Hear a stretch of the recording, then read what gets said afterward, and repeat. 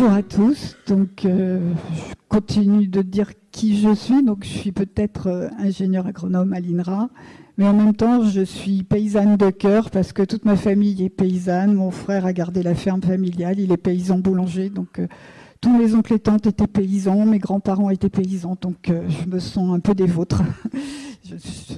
Il n'y avait qu'une ferme, donc je suis allée ailleurs.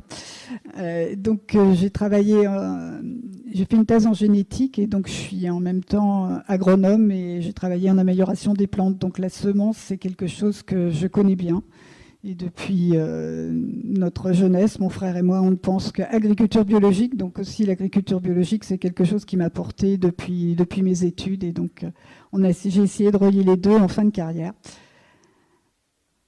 Alors, quand j'ai commencé à travailler sur ce sujet, semences et fécondité, je me suis dit, mais oulala, comment je vais pouvoir m'arrêter? Parce que de la graine, par toute forme de fécondité, c'est la graine et la plante qui font le sol, c'est les plantes qui font le paysage, c'est la plante qui nous donne la nourriture, puis derrière, ça fait toutes les civilisations. Donc, de la graine, on récolte tout ce qu'on est, tout ce qu'on mange, tout ce qu'on vit, tout ce qu'on voit. Et donc, notre civilisation est à l'image de nos semences. Donc aujourd'hui, le tableau qu'a dressé notre présidente tout à l'heure est à l'image de ces semences et on va pouvoir en discuter un petit peu tout à l'heure. Donc juste cette petite diapo simple, à partir de la graine, il y a une plante et la plante, elle nourrit tout le monde. Mais derrière, il y a un élément que je vais aussi évoquer très souvent, ce sont les micro-organismes. Parce qu'il n'y a pas de plante sans micro-organismes. Et ce qui fait le lien du sol à la plante, ce sont les micro-organismes. C'est les micro-organismes qui font notre santé. Et donc il y a aussi cet élément invisible qui est très, très acteur de notre fécondité, la fécondité de nos terroirs et de notre terre. Et d'autant plus qu'il me semble que vous avez je fais juste le lien avec un chercheur avec qui j'interagis régulièrement, c'est Marc-André Sellos, qui travaille sur les micro-organismes et qui aussi fait vraiment la promotion, lui aussi, des micro-organismes sur toutes leurs formes. Et quand on voit des plantes, en fait, on voit aussi des microbes, parce que tout le monde est en symbiose et pour vivre sur un sol. Donc c'est un petit aparté que je faisais au départ et qui va relier nos deux interventions. Alors, l'histoire des semences, c'est une longue histoire. Alors, je vais la simplifier en 3 étapes. Je suis très simpliste au départ, et puis on va rentrer peut-être un peu plus dans le détail après. Donc, au départ, il y a 10 000 ans, l'agriculture est apparue sur Terre par des hommes qui ont domestiqué des plantes. Tout est parti de la domestication et en même temps d'une diversification de ces plantes domestiquées. Et ce travail de la domestication n'a pas été capable de le refaire depuis. Les domestications des plantes, c'est entre les 10 000 ans et 5 000 ans avant aujourd'hui. Et depuis, on travaille des variétés, on travaille des populations, on les bricole aujourd'hui pour les détruire. Mais créer des plantes comme on est parti de la théocinthe pour faire du maïs, personne ne sait faire ce travail aujourd'hui. Et nos généticiens ne savent pas du tout le faire. Donc nos ancêtres ont su faire un travail merveilleux qui est cette domestication. Un autre exemple, les choux, et je la trouve amusante parce qu'elle peut faire écho à la fécondité, puisque le chou sauvage, c'est une plante avec une petite tige et des feuilles, et tous les choux cultivés ont hypertrophié quelque chose, c'est-à-dire que soit la hampe florale, soit le bourgeon végétatif, la tige, etc. Et ce qu'elle nous fait, c'est toujours un chou et quelque chose qui est hypertrophié. La domestication nous donne ça. Et puis les blés, je passerai rapidement parce qu'il faut qu'on aille un peu vite. La domestication, ça a commencé vers moins de 12 000 ans et on est parti c'est quelque chose de très complexe, les céréales. On est parti de plusieurs géniteurs sauvages qui se sont associés les uns les autres. Le premier cultivé, c'est l'engrain, la plus simple des céréales avec un seul génome. Et en se combinant, on a eu tout ce qui est les blés tétrapolites, c'est-à-dire les blés durs, plusieurs formes de blés durs qui sont cultivés un peu partout dans le monde et dont il nous en reste très peu en France. Et les blés tendres et les épeautres qui sont de la combinaison de ces blés durs avec une autre espèce sauvage. Donc la domestication est un long processus, mais vous voyez, tout est avant moins 5000, quoi. Et ce travail ne continue pas aujourd'hui. Et cette domestication a été complétée par cette longue histoire des semences qui est de fait de voyages, d'échanges, et pendant pendant des siècles et des siècles, on a échangé les semences pour les enrichir et pour partager aussi la complexité de nos systèmes alimentaires. C'est-à-dire qu'un peu partout, les plantes que l'on mange ne sont pas les plantes qui sont nées sur le territoire où on habite. On a très peu d'espèces indigènes de nos terroirs, parmi les plantes que nous mangeons. Tout est fait d'échanges et tout est une histoire humaine. C'est-à-dire les plantes que nous mangeons, nos semences, c'est vraiment une histoire humaine à partir d'un don de la création que l'homme a su transformer en plantes alimentaires. Alors la deuxième grande étape, vraiment celle que... Parce qu'à partir de la diversification, le monde paysan, pendant des millénaires, a fait les semences paysannes et a créé donc des traditions partout dans le monde. Et à partir du 19e siècle, ça a commencé, mais c'est surtout au 20e, c'est l'homogénéisation des cultures. Et le corollaire a été la mise au congélateur de tout le patrimoine paysan qu'on appelle des banques de gènes ou des centres de ressources génétiques. C'est-à-dire tout ce qui a fait la richesse de nos terroirs partout dans le monde est parti au congélateur pour favoriser des plantes homogènes, des cultures homogènes et stabilisées pour faire un monde industriel. Et ça a été brutal. Et en même temps, il a été créé un nouveau métier qui est celui de sélectionneur et de vendeur de semences, parce qu'avant le 19e siècle ou surtout le 20e, il n'y avait pas de vendeur de semences. Tout le monde faisait sa semence. La semence était trop précieuse pour être confiée à quelqu'un d'autre que les paysans et ceux qui vivaient au pays. Donc voilà, ces deux corollaires. Mais tout n'est pas perdu. Bon, mais pendant cette période, quand même, il y a eu perte d'une grosse diversité. 75% de la diversité génétique des plantes a été perdue. Certains ont fait des études par rapport aux premiers semenciers aux États-Unis, entre ce que les premiers semenciers au début du siècle et ceux qui vendaient en 1983. Il y a aussi ce petit schéma là où il y a une grande diversité d'espèces qui ont été vendues au départ, puisqu'on partait du patrimoine des paysans. Et au fur et à mesure que les années passaient, on a perdu. Donc les semences vendues aujourd'hui ne sont qu'un pâle reflet de ce qu'on pouvait avoir au début du 20e. Donc tout au profit des variétés uniformes à haut rendement. Donc et en même temps, on a eu une diversité alimentaire qui a été largement perdue, puisqu'on on pourrait bénéficier d'un grand nombre d'espèces comestibles. 150 à 200 ont été utilisées par l'homme dans l'histoire, et aujourd'hui, il ne reste que 12 espèces qui représentent 75% de l'alimentation. Et dont 3, le riz, le maïs et le blé, qui représentent 60% des calories et des protéines que nous consommons. Alors derrière ce paysage et derrière ce métier de sélectionneur qui a été créé, il y a les grandes entreprises semencières qui sont apparues beaucoup plus récemment, c'est-à-dire dans les années 80. Parce qu'au départ, qu'on a créé la semence commerciale, il y a une multitude de petits sélectionneurs et de vendeurs de semences. Donc là, c'est un tableau qui est fait par un chercheur américain, Phil Howard, qui s'est spécialisé dans le suivi justement des rachats des entreprises semencières. Donc les petites bleues, les petits ronds bleus, c'est ce qu'il y avait dans les années 80 à peu près, les petites boîtes de semences qui ont été rachetées par les plus grosses, par les rouges. Et le phénomène continue. Vous avez entendu parler Bayer qui a acheté Monsanto. Déjà Monsanto, c'était un énorme, Bayer, c'est un autre énorme. Et donc ils continuent à se bouffer les uns les autres. Je pense qu'ils vont aller jusqu'à un seul, puisqu'aujourd'hui ils sont 6 à se partager 60% du marché des semences. Donc en parallèle de cette uniformisation, il y a aussi une uniformisation du marché. C'est un processus continu, dynamique, on ne sait pas où il va, mais il ne va pas dans quelque part qui est très rassurant. Voilà. Et tout ça est parti aussi d'un présupposé sur le vivant. Et un présupposé pour l'évolution de notre agriculture, c'est qu'il fallait fixer pour qu'on puisse être plus efficace, pour concevoir l'agriculture comme un système industriel de production. Et ça a été écrit en 1944 par un des chercheurs qui fut un des chercheurs fondateurs de notre institution INRA. Donc l'INRA s'est construite sur ce paradigme de la variété stable et homogène. Donc toutes les sciences agronomiques, toutes les sciences statistiques, toute la génétique est basée sur cette hypothèse qu'il fallait travailler sur l'homogénéité. Et en même temps, on a verrouillé tout ça par les marchés et on a verrouillé tout ça par un système réglementaire qui interdit la vente de semences qui n'est pas stable et homogène avec un catalogue officiel. Donc tout a été bien verrouillé pour qu'on ne puisse pas en sortir. Apparemment qu'on ne puisse pas en sortir. Mais rassurez-vous, on en sort. Et puis au niveau sélection, les plantes ont changé de physionomie, notamment le blé. Là, j'ai mis une photo entre le blé moderne et les blés anciens. Les blés anciens, c'était des grandes plantes qui faisaient de la végétation, mais aussi qui faisaient du sol. C'est-à-dire que quand il y a du verre au-dessus, il y a des racines en dessous. Et donc, plus on raccourcit les plantes, plus on les fait aller vers le fruit, moins on a d'interaction avec le sol et moins on a de racines. Et il y a un des paysans avec qui on travaille qui parle du blé de pays au blé paillasse, quoi. Alors, en chiffres, tout ça, qu'est-ce que ça donne au niveau diversité, en perte finalement de diversité? Au niveau des catalogues officiels, on a un peu plus de 40 000 en Europe, par exemple, de variétés inscrites. Alors, je vous disais que toute cette diversité qui a été perdue, elle a été mise en congélateur.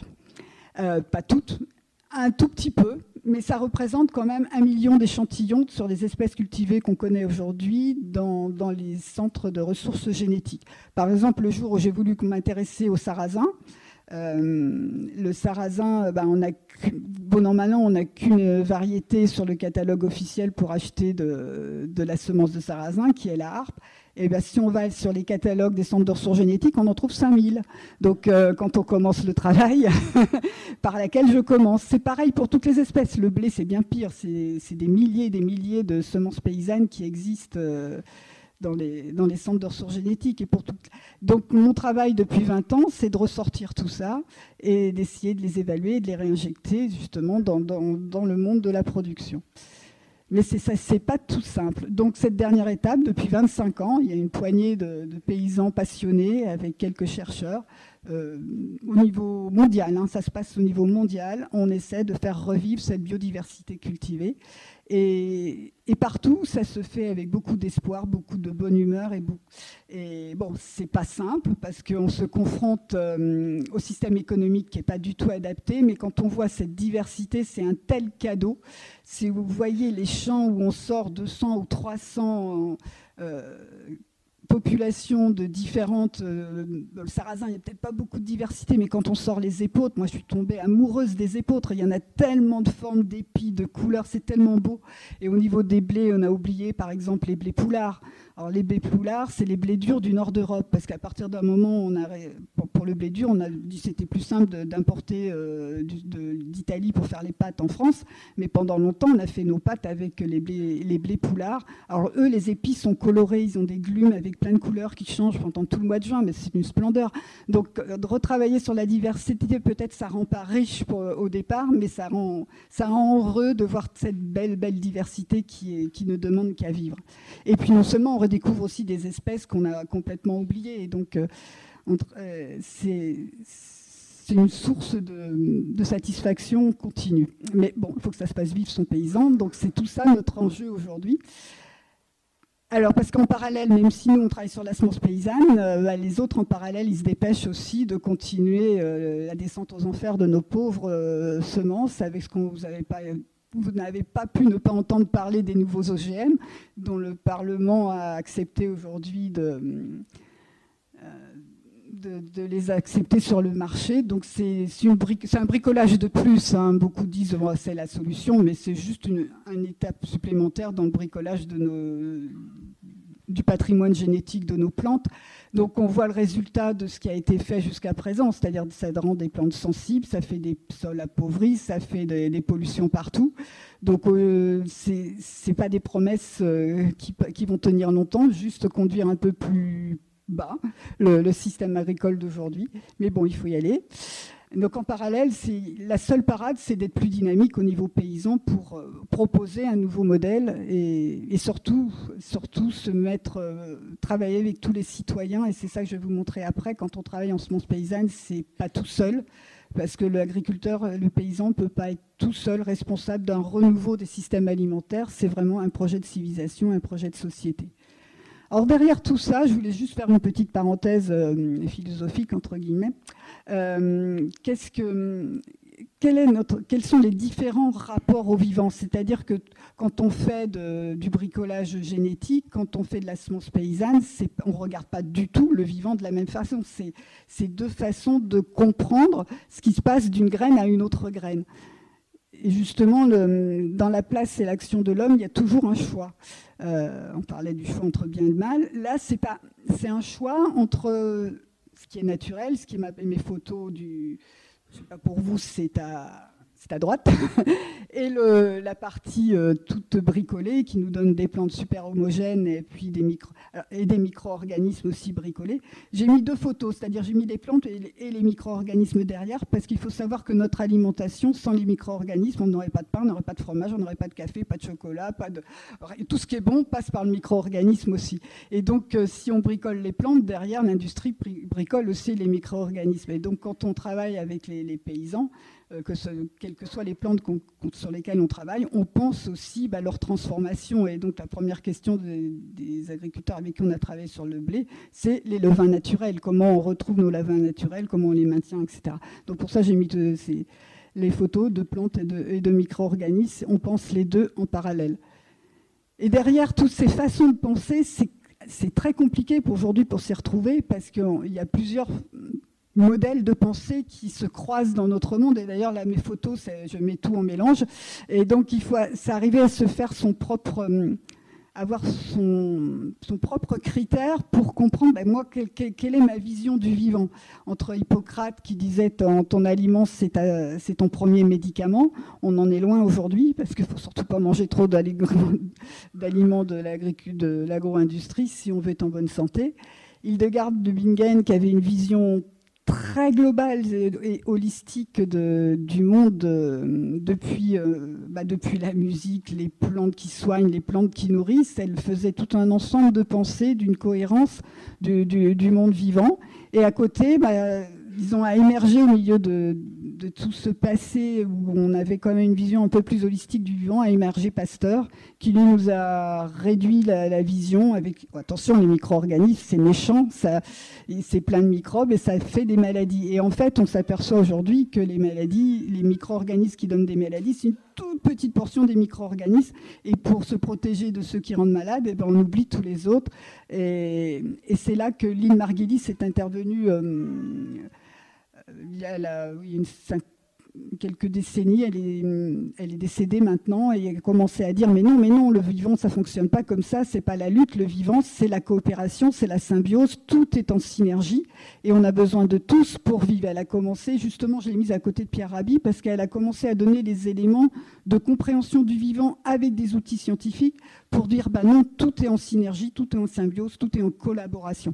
Et donc on a ces deux visions du monde, le monde en collaboration et le monde en lutte, qui fait qu'on ne comprend pas et qu'on ne travaille pas de la même façon sur le vivant. Les semenciers d'aujourd'hui vont vous dire il y a des maladies, donc on va vous trouver des gènes pour lutter contre les maladies. Et quand on travaille en agroécologie ou en agriculture biologique, non, c'est le système qui n'est pas adapté, donc on va travailler les pratiques, les semences, le sol, et puis on va retrouver la santé. Et c'est deux façons de comprendre un phénomène. Et en dessous, alors là, je vous ai mis ceux qui président à la pensée scientifique, à la pensée scientiste d'aujourd'hui. C'est Crick et Watson, c'est les découvreurs de l'ADN. Eux avaient un discours très fort quand ils ont eu. Ils disent, maintenant qu'on a trouvé l'ADN, il n'y a plus besoin de Dieu dans la société. Nous, on a compris comment ça fonctionnait. On peut remplacer Dieu pour transformer le vivant. Et ils l'ont écrit. C'était des anticléricaux purs et durs.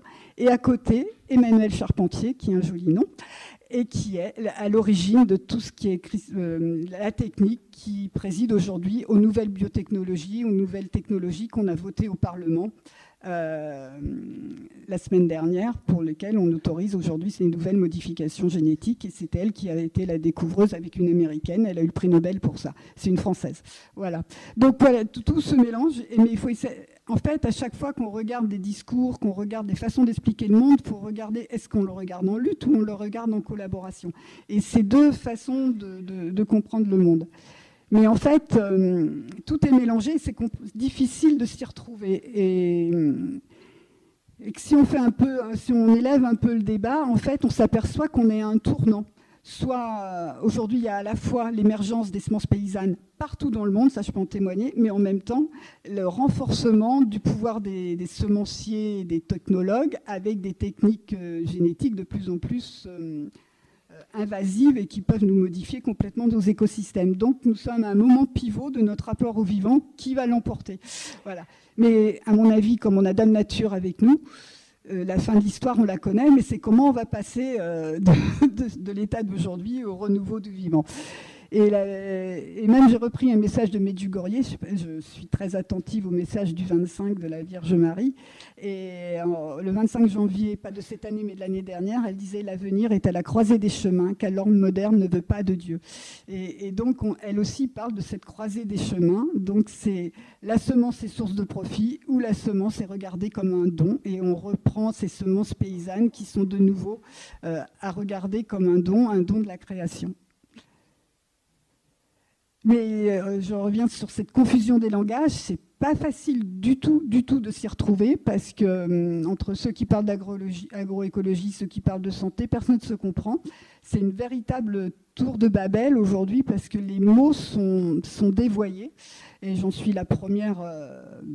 Tout ce qu'on a mis en place il y a 20 ans, on a appelé la recherche participative, travailler avec le vivant, etc. Les mêmes mots sont repris pour ceux qui font des biotechnologies. Et le participatif s'est pris à toutes les sauces maintenant et on n'ose même plus nous l'utiliser tellement ça a été dévoyé. Et je vous invite à... Donc ces différentes visions qui se côtoient, je vous invite à aller voir la page web de notre institution sur l'agroécologie.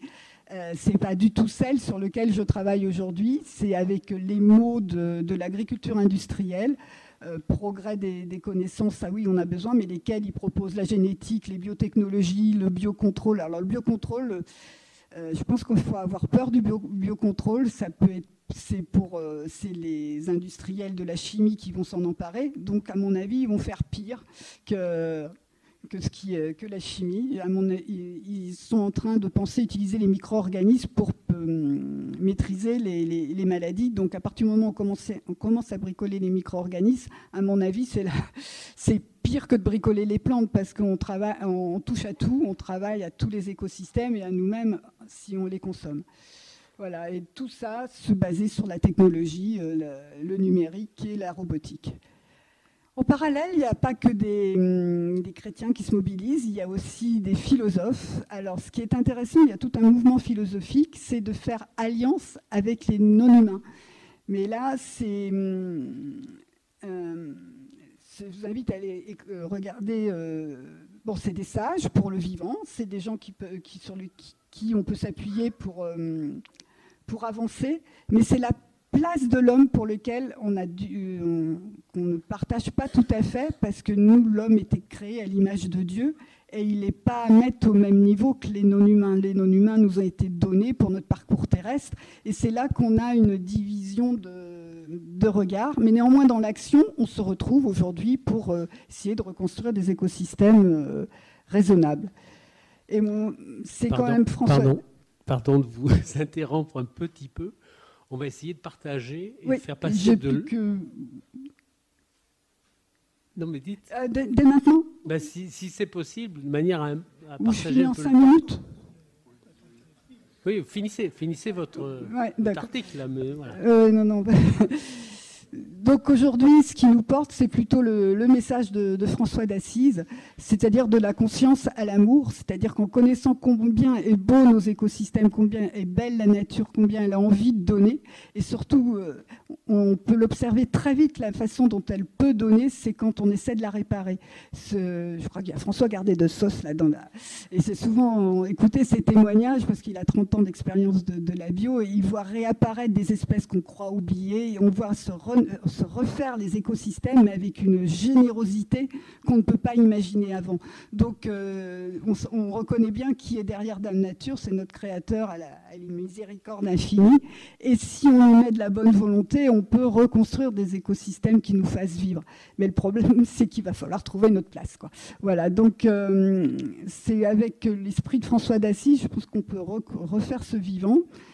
Oui, alors je voulais faire une parenthèse de ce que nous dit Dame Nature quand on la regarde avec des yeux de scientifique. Et c'est là que c'est-à-dire qu'il y a quand même des scientifiques curieux et qui sont en train de découvrir aujourd'hui combien complexes ces interactions entre tous ces micro-organismes, les plantes et les sols, et comment les uns font les autres. Je ne vais pas m'attarder sur celle-là parce qu'elle est complexe, mais celle-là, je voulais quand même vous l'expliquer.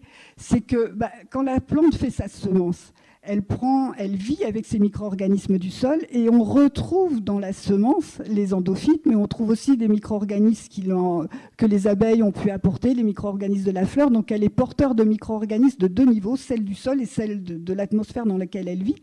Et quand elle est ressemée, elle repart avec toutes ces informations. Et elle redonne une génération suivante qui enrichit le milieu des informations qu'elle a eues l'année d'avant. Or, qu'est-ce qu'on fait aujourd'hui ? Les semences continuent à couvrir nos sols par le fait que les semences, elles viennent de n'importe quel continent, elles sont toutes traitées.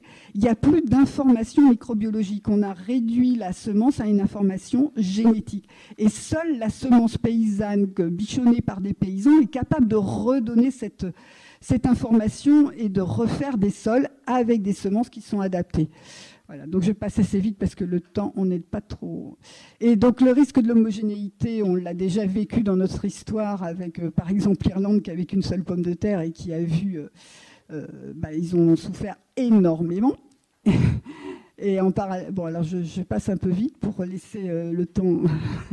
Alors, le sursaut paysan, il est partout dans le monde et nos événements, par exemple, on refait un événement international et on l'appelle Sème ta résistance. On le conçoit vraiment comme une résistance et qui est internationale. Et partout, il y a des paysans qui revivent. Il n'y a pas simplement ici en France, mais des scientifiques aussi témoignent de tous les paysans dans le monde.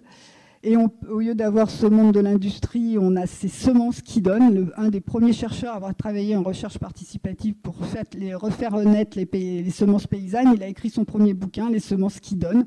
Donc on est dans un paradigme totalement différent puisque les semences se donnent, elles ne se vendent pas. Et les paysans redeviennent chercheurs, ça vous en savez quelque chose.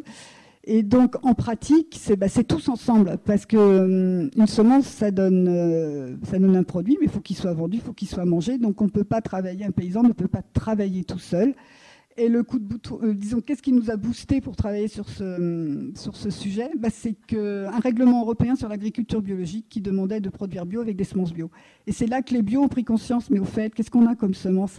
Et beaucoup se sont aperçus qu'ils n'avaient que les semences du monde industriel, et il y avait quand même une certaine incohérence à utiliser les semences du monde industriel, sélectionnées pour valoriser des intrants et des pesticides, pour travailler en bio, et surtout homogène et stable. En bio, on a besoin de diversité.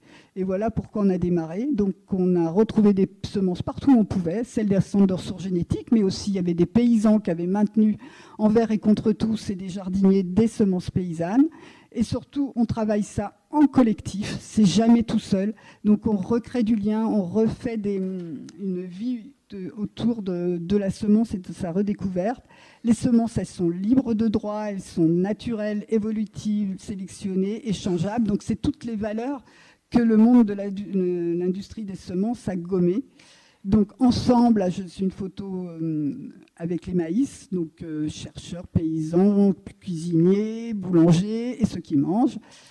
Pareil pour toutes les autres espèces, on va toujours aller manger. On est curieux parce qu'on veut faire des choses bonnes. Donc ça, c'est pas seulement de les regarder dans les champs, mais aussi les regarder et les manger dans nos assiettes. Voilà. Et là, je voulais juste faire une petite parenthèse, parce qu'on a un climat qui est un peu compliqué en ce moment, vous avez dû remarquer. Et donc, on a regardé dans notre histoire qu'est-ce qui se cultivait, par exemple, en Europe. Et on a oublié les millets. Et les millets, c'est des espèces, ce qu'on dit en C4, c'est-à-dire avec une photosynthèse hyper efficace. Et donc, c'est des plantes très rustiques, mais on ne sait plus les manger. Et voilà, on travaille aujourd'hui avec des cuisiniers pour découvrir les millets, qui sont des espèces très, très jolies. Voilà. Et donc, et tout ça, ça se fait au sein d'associations. Donc, il y en a une dont j'en fais partie de 2, Triptolème et Kolkhoz en Bretagne, mais je suis dans le CA de Kolkhoz, donc très investi dans Kolkhoz. Et qu'est-ce qu'on fait dans les assos ? On expérimente, on est ensemble, on échange des semences, on les nettoie, on les distribue, on informe et on crée une nouvelle population parce que on a arrêté la diversification des semences, mais nous, on se pose la question, comment on peut continuer ce mouvement des paysans depuis la création de l'agriculture ? Tout est possible, on peut de nouveau co-créer et créer des nouveaux produits. Et surtout, on fait la fête pour en parler. Voilà, et Luc va compléter.